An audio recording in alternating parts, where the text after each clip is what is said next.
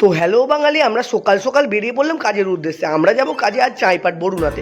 তো ফাইনালি রাকেশকে নিয়ে আমরা বেরিয়ে পড়লাম। তো ফাইনালি আমরা স্টুডিও লোকনাথে পৌঁছে গেলাম, মানে দাদা স্টুডিওতে। ব্যাগ নিয়ে আমরা বেরিয়ে পড়লাম এই গরম রোদ্দুরে কাজের উদ্দেশ্যে। তো যাচ্ছি, চলো যাওয়া যাক একসাথে। টাটা।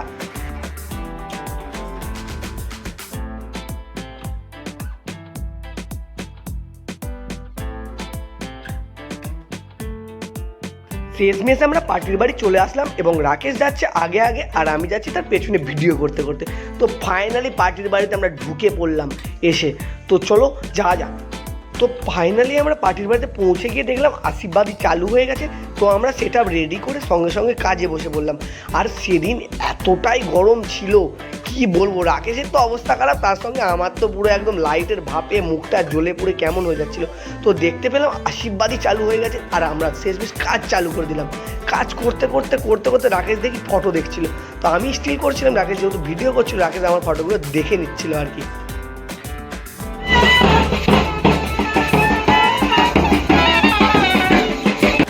এরপরেই সঙ্গে সঙ্গে হলুদ হয়ে গেছিলো, কেন সকাল সকাল এতটাই রোদ ছিল, ওই জন্য সব তাড়াতাড়ি হয়ে গেছিলো। এরপরেই হলুদ হয়ে যাওয়ার পরে স্নান করাতে নিয়ে গেছিলো। তো স্নান করাতে এসে পুকুরটা দেখে জাস্ট আমি অবাক হয়ে গেছিলাম। আর আমার ক্যামেরা ছিল আমার সাথে। তো স্নান করানোর পর্ব চালু হয়ে গেছে।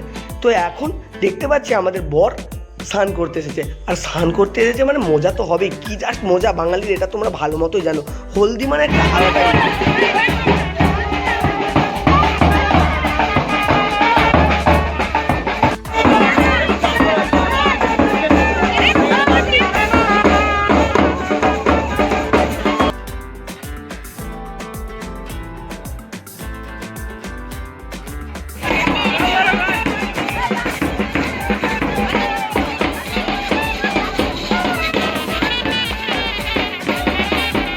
জাস্ট তখন 40°C চলছে আর গরমটা সেই লেভেলের। আমার তো অবস্থা পুরো খারাপ।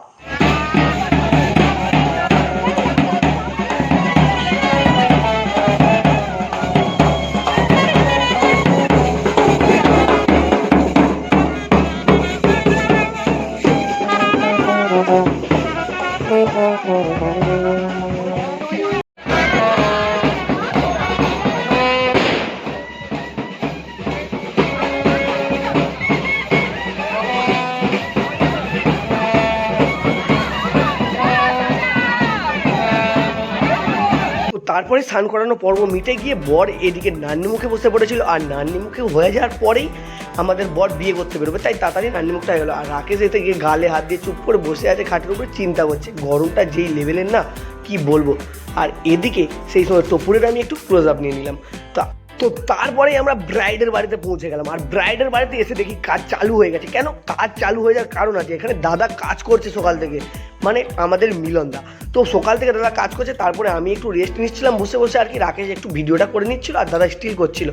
তো সেই দিনটা এতটাই গরম কি বলবো, 40° থেকে 42° পৌঁছে গেছে বিকেলে, মানে কি বলবো সেই লেভেলের গরম।